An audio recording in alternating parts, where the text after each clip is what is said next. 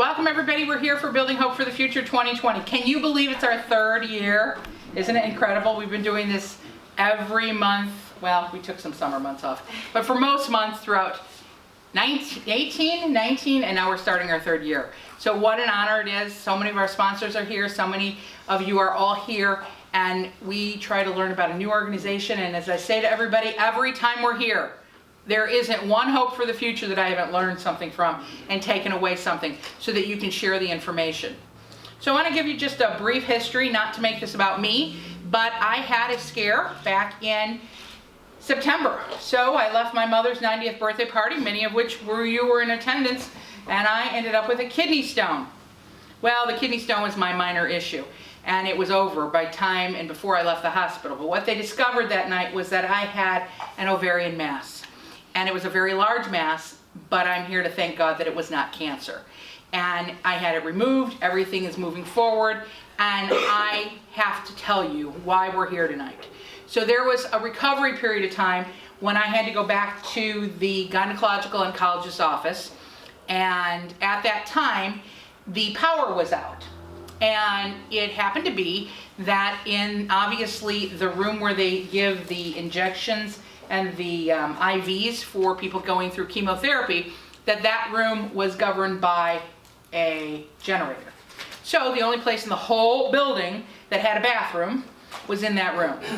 And they opened the doors and they let me go through there, and I saw people lined up around that room, and as beautiful as they tried to make that room with an outdoor view, it changed my life. You know, it's one of those moments in life that was so impactful for you, because I realized, but for the grace of God, it could have been me sitting in that chair, and I could have been the one with that feed. So I went back to Kelly and I said, you know, we're going to start 2020 with something new. We're going to talk about cancer, because, you know, as life would have it and as things would have it, all of a sudden walking through our office, and obviously it's confidential, but I can't tell you the number of people who, one, were either currently representing, or two, just came to our office to get information. And the cancer stories I heard in those last months right prior to us planning for this tonight was so significant and so impactful. So what I realized was that we really need to share this mission, that people are going through tough times, they can get through it, or their life can be altered forever. And as a result of that, we need to know how to bless people and how to minister to people and how to care for people in this situation. So that's really the evolution of how we get here tonight. So we're proud to be here at the Cancer Support Center. I will tell you that this year, Sterk Family Law on Our Own is our 5th year. And as a result, to celebrate our 5th year, we are doing Charity of the Month. And Jeannie, thank you for being here for Morning Star Mission. January was Morning Star Mission Month, and February is Cancer Support Center. So we will go month to month and name our Charity of the Month. And we hope to share that information, because we all need to know how it is that we can all work together. And a resource that I brought here tonight, which I'm going to share with you, is a group of home maids, cleaning service. You know what they do? They give free services for those going through cancer. So I'm going to share that tonight or later this week with the Cancer Support Center so they can share it with their people. All of you have a connection out there where we can provide support to somebody going through cancer. So when we bring our resources together and when we come together to share that hope, we build hope for the future for other people. Our mission is to do just that. All of us, many of us have been here many times, but every time we learn something new, we're then able to share that. Imagine when you're sharing on Facebook and you think about the post. So if we have the video tonight, we share it with all those people. They share it with somebody else. Before you know it, thousands of people have been reached out. So whether you're here tonight, whether you're watching by video, what I urge all of us to do is to understand that there is hope, that the Cancer Support Service provides just a wonderful service in our community, and we need to learn about it. So before we get started with cancer support, Kelly's going to come up and tell us about our February program, because it's kind of exciting as we move forward. So thanks again. Your time is a valuable asset. We recognize your time, and thank you for being here. Good evening, everyone. When you came in, first of all, thank you for being here, and thank you again, Cancer Support Center, for presenting, hosting, and providing the refreshments. So you haven't done so, please help yourself to some snacks. When you came in, everyone received a folder. So we've got information in here not only about the program, but about next month's program. There's also a look back magazine from last year, which you take home and read. So in February, we're going to be talking about the foundationships of good relationships, because that's, February people fall in love and are all mushy-bushy, but don't think about what's going on. So on Wednesday, February 19th at the Mokino Public Library, Gwendolyn is going to be presenting with Dr. Harvey Martin from Martin & Associates in Frankfurt. So Gwen's going to be speaking to some facets of the legal, some pieces of the legal realm for couples to consider. And then Dr. Martin is a marriage counselor who also has a financial background, so he can touch on a couple of other pieces. So get information in your folder, and if you haven't done so yet, please follow our Facebook page for upcoming events, and then also get on our mailing list. So at this time, I'd like to present Kathleen Daly, who's going to present our program for tonight. Thank you. Thank you, Gwen, and thank you, Kelly. I'm so honored to be part of Building Hope for the Future this year, and we're so grateful to have this opportunity to share with you all that the Cancer Support Center has to offer. Before I start talking, I wanted to show our video, our outreach video, and that'll give you a great overview of all of the programs and services that we offer straight from our participants' viewpoint. So you'll be hearing from current, past participants, volunteers, and staff as well. So let that play, hopefully.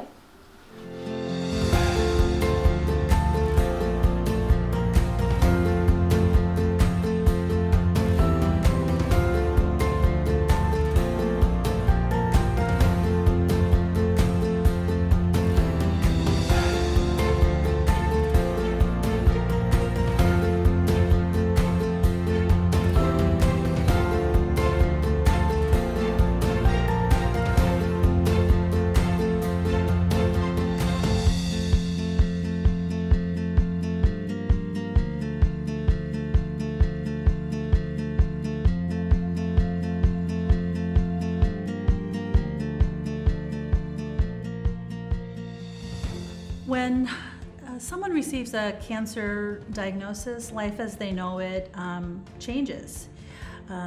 They're flooded with so many types of feelings: fear, anger, sadness, confusion. The Cancer Support Center offers guidance and understanding. When they walk through these doors, they're immediately embraced by people that will help them through their cancer journey. It's not really just helpful, it's essential. The Cancer Support Center is a place of healing, a place of coping, surviving and thriving. Anybody that kind of gets the diagnosis of cancer, I think it's very scary, and when you don't have maybe a strong family support system, something like that, you want to talk to somebody, get to know somebody that maybe has gone through it, and so it just lessens the fear of it. Let you know that you're not the only person in the same boat. You're not the only one that has cancer, or in my wife's case, the only spouse who, her spouse has cancer. And it's knowing that there are other people that are like you that have the same problem you have. They're living with it, dealing with life on a day-to-day basis. And if they can do it, you can do it too. It helped us to better understand cancer. And I think one of the things for Verna is that she was able to meet other cancer survivors who had been through what she was going through. All the classes are free, and the support you get is overwhelming. They offer all kinds of classes. For people who aren't able to afford things that they need, like women that need wigs and aren't able to afford that get therapy, massages, many things that help them feel better as they're going through treatment. In my yoga classes, what I personally like to do is invite everyone to feel welcome. And what I also like about that is that it's providing a sense of community. There's a sense of inclusion, no matter how you're feeling. The other thing that the class provides with that sense of community is a place where if you don't want to talk about your diagnosis necessarily with a therapist, some people don't feel comfortable that way, they can still come and feel supported in a community of people going through the same things. They understand.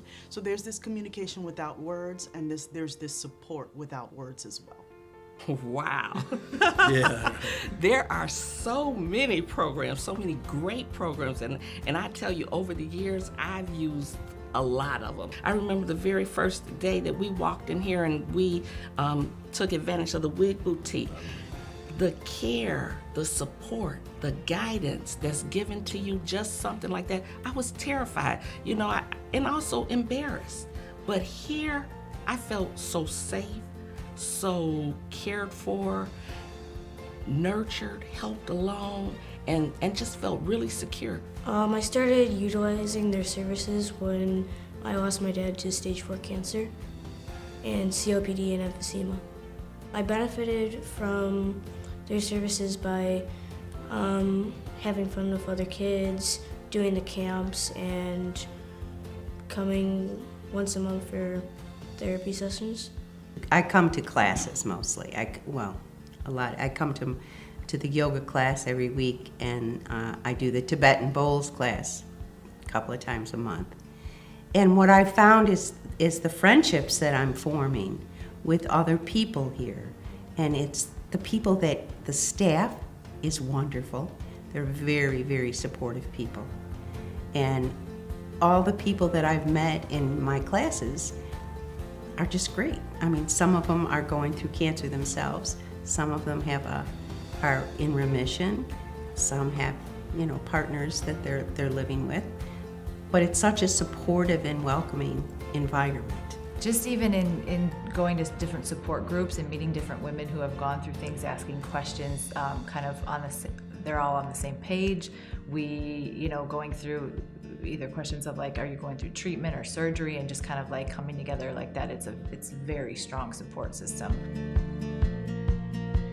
I've done the kids camp, I've done therapy sessions once a month with Jason, and so far it's been helping me quite a lot. I felt less stressed out and less sad about the issues that I have to go through at home by not having a dad or somebody like a father figure in my life. And it's a wonderful place because it offers so many resources, whether it be from nutrition, therapy, classes, taking care of the whole person, body, mind, and spirit. And so it offers that in a really caring way, complimentary. Well, as a corporation in the south suburbs, we decided to support the Cancer Support Center because our employees primarily live local. And it's a benefit to them. Our employees have come and used the programming, they've used the services, and they've also participated financially to support the center, and also have donated their time.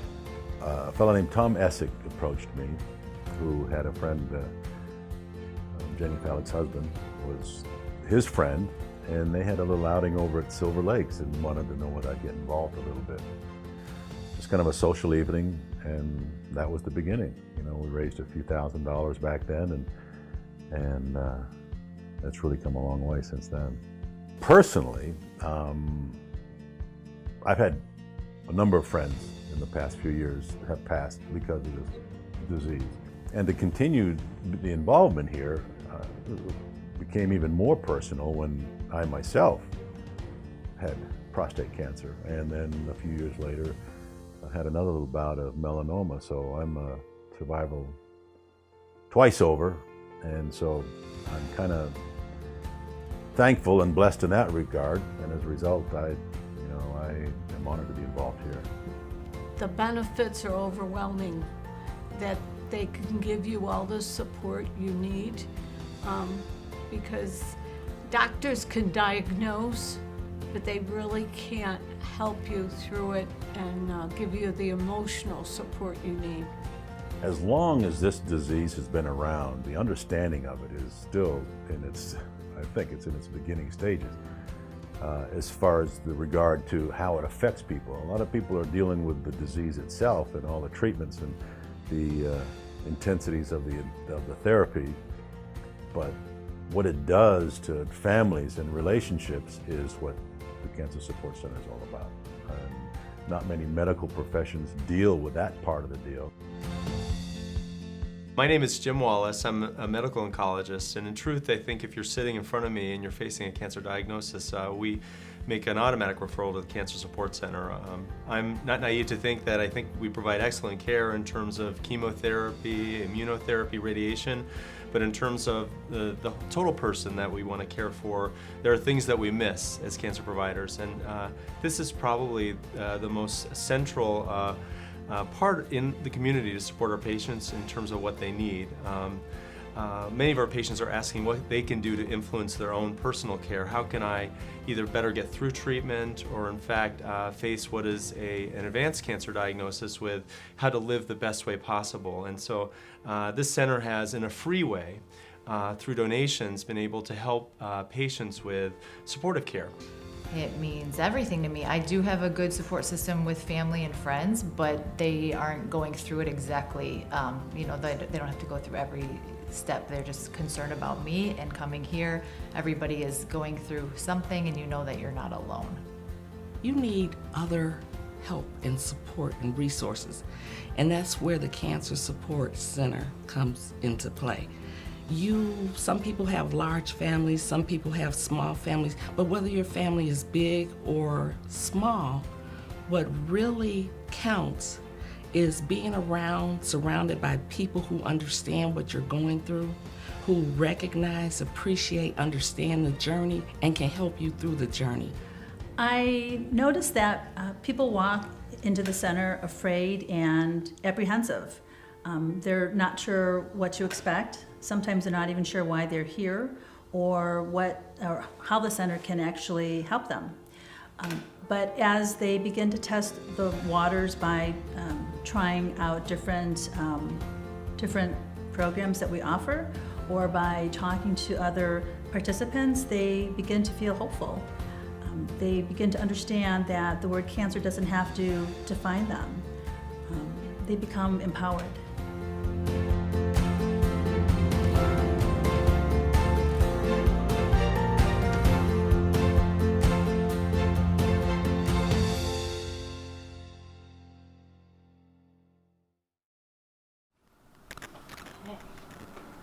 So thank you all for, hearing from our participants firsthand what it's been like for them to engage with our services and what it's meant to them, how they've experienced cancer and all the things that we've been able to offer. I wanted to go through just kind of the breadth of our services as well as a lot of the events that you saw in the video, and then other ways to get involved, and then we'll have a portion of Q&A at the end. So just a little bit about me. I am the clinical program director here, so I am a licensed counselor, and then I'm also an art therapist. I've been with the center for about 7 years now and have worked with our survivors, caregivers, families in a myriad of ways. And so you heard about pretty much all of them in the video. So we do have a 5-point program model. We based that all in the most current research of what would be most supportive in addition to medical care for anyone going through cancer. So that's counseling and stress management, body image, education and networking, physical fitness and wellness, and then nutrition. So I'll kind of go through each of those in a little more detail and go from there. So counseling and stress management is a very broad category, but for anyone dealing with cancer, we know that it's important, like you heard our participants share, it's important to be able to talk with others and someone outside of your usual care network about what you're going through.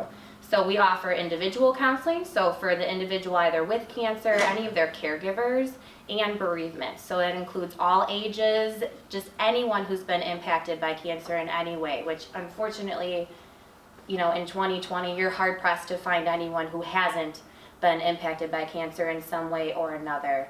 Underneath that same umbrella, we have support groups, as well as some various stress management programming, including therapy dogs, our art therapy groups and classes, and so you can come to the individual art therapy as well.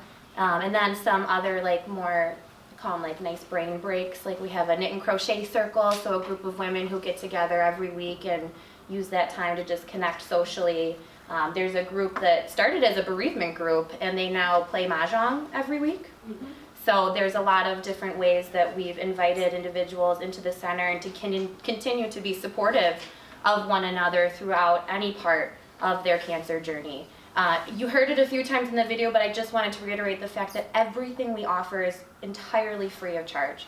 So we have an incredible development team that makes sure we're able to continue to offer these services to anyone impacted by cancer at no cost to them. We don't even have to ask about insurance or anything like that. So it really is an amazing resource to share with anyone impacted by cancer. So outside of the counseling and stress management section of our programming, we also offer body image programs. So the biggest part of that is our wig boutique at both of our locations in Homewood and Mokina. Thanks to some generous grants, we are able to have that wig boutique. So any woman who has lost or is in the process of losing her hair due to treatment, they can come in. One of our program navigators does a private wig fitting for them, so it's just, you know, them and their family members in the space. It's a very personalized experience, and oftentimes, like Verna shared, very emotional.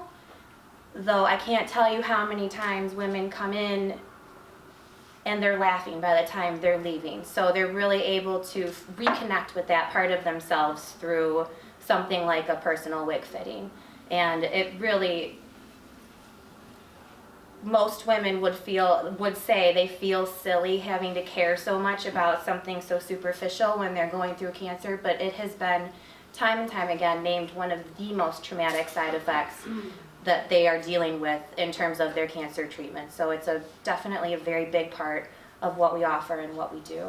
The nutrition, we have a nutrition educator on staff, so she's able to meet with folks individually as couples. She'll kind of meet you where you're at. We really come from an 80-20 approach, so if you're doing the right thing 80% of the time, 20% of the time, let's not worry about it. So a very realistic way to approach life and nutrition, and she stays as up to date as possible with all of her certifications and her knowledge, since things are changing all of the time in terms of just what you can or shouldn't maybe be using while you're undergoing certain cancer treatments. We always refer back to the medical team. In addition to the individual consults, then she offers a wide breadth of educational programs and cooking demos. So you saw in the video some clips from our Homewood location over there, so you're probably like, that's not this kitchen. So that's some of the scenes that you saw. We were like, where are they? Over there. And so she uses cancer fighting ingredients. We have a spice class. One of our volunteers, she teaches a class every week. So not spicy foods, but just healing spices and the different ways you can incorporate that into your diet and why they may or may not be helpful for you. So then we also have education and networking. That's where a lot of our special speakers, doctors, nurses, they'll come in and give talks on more specialized topics. So things like neuropathy or chemo brain or these various side effects that individuals are dealing with. And then we have our networking groups. So those are specific to a type of cancer. So like we have a breast networking group where it's, you know, just women with breast cancer coming together, or blood cancers. So anyone with blood cancers, that's actually survivors, caregivers, coming together for that group. And then we do have a large brain tumor networking group as well. So we have more than that, but I don't want to get too exhaustive in my talking. And so what's so great about that, like you heard some of our participants share, is they're able to hear from others who have been or are currently walking, and if not their same situation, a very similar one. And so they're able to know that I'm not alone in this, I'm not alone in this feeling, and hear from others who are dealing with as close to, if not, you know, very similar issues. Fitness, there we go. Fitness and physical wellness. So we have a lot of different fitness classes in here. They happen primarily where you're sitting, in our great rooms. So we have gentle yoga, we have yoga for core strength and balance. We actually offer yoga now at almost 7 locations almost every day of the week. So not only at our Homewood locations, but a few of our hospital partners as well. So we do have some hospital partnerships with a few more local hospitals in the area. So Advocate South Suburban, University of Chicago Ingalls, New Lenox, and Orland Park. And then Riverside out in Bourbonnais, and Amita Health in Joliet, and then DuPage Medical Group just down LaGrange. So we're able to expand our reach even farther by having some services, primarily the yoga offered in these hospitals, and then also offering like some clinical support in their infusion centers, anyone like who's inpatient for chemo. Our clinicians are able to go and talk with them on a weekly basis and check in with whomever is experiencing anything that day, and then hopefully connect them back with our services at the center. So like Gwen shared, anyone sitting in those chairs, which it is a staggering number every day, that our clinicians then can go around and offer that immediate support to them and the family, and then get them connected back with our services here. Okay, I think I hit all 5 to go through my checklist. This could be a great quiz point. Did I miss one?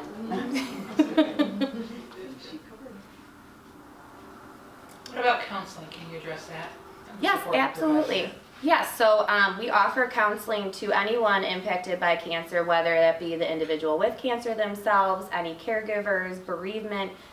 The kind of magical thing about what we're able to offer here now is there's currently no wait list and no limit to any of the sessions. So we're able to really have this unheard of capability to meet people where they're at for an extended period of time, because we often will see individuals when they're first diagnosed, and then they might not be able to come in, they're not feeling well, we'll kind of stay connected in other ways for a little bit, and then they'll come back when they're like finished with treatment, which, you know, you're never really finished with cancer, but it's like after they're like post-treatment, maybe they're taking like a maintenance drug every day, so they'll come in and at that point feel like they're more ready to process everything that they went through. Or it might be, you know, 3 to 5 years down the line and they're experiencing anxiety about a recurrence, or they did have a recurrence.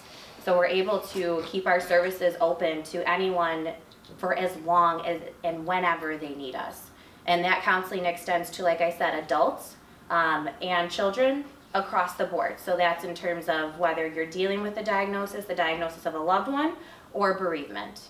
So anyone can come to any of our services anytime, as long as they've been impacted by cancer. Some of the events that you saw on our video, I wanted to make sure I touched on those. We have 4 signature events every year. We have our annual gala. That was the Scarecrow and Wizard of Oz theme that last year that we filmed that. We also have a golf outing that Carlton Fisk was talking about. He's very involved with that. And then we have 2 walks of hope. One in the spring and out here in the Mokina area, and then one in the fall out near our Homewood location. So that's a great way to get involved either as a volunteer, a committee member, or as a participant. So attending any of those events is wonderful. Outside of our events, there's a number of volunteer opportunities that we do have. I did put some volunteer applications on the back table over there, and you can always go to our website and fill out a volunteer application as well.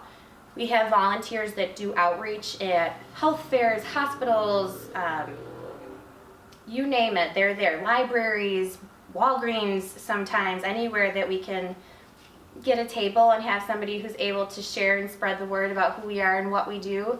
We have like 150 volunteers that do that. In addition, we also have volunteers who will help out like at the center. So whether it be helping out like at the front desk, doing mailings, various things like that.